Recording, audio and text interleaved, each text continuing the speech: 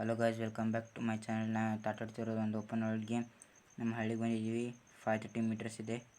Running to home.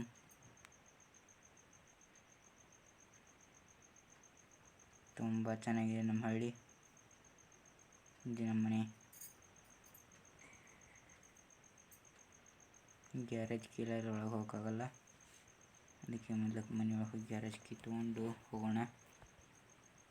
Find return in the house. Same ಮನೆ ಇದ್ದಂಗೆ ಇದೆ ಗುರುದು. ಇಲ್ಲಿ ನಿಂತರೆ ವಾರ್ಡ್ರೋಬ್ ಓಪನ್ ಆಗುತ್ತೆ, ಎಲ್ಲ ಓಪನ್ ಆಗುತ್ತೆ.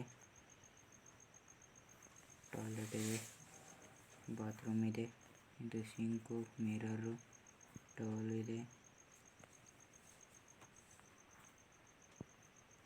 ನನ್ನ ಬ್ಯಾಗು, ನಾವು ಪಾರ್ಸಲ್ ಇಟ್ಟಿದ್ದಾರೆ.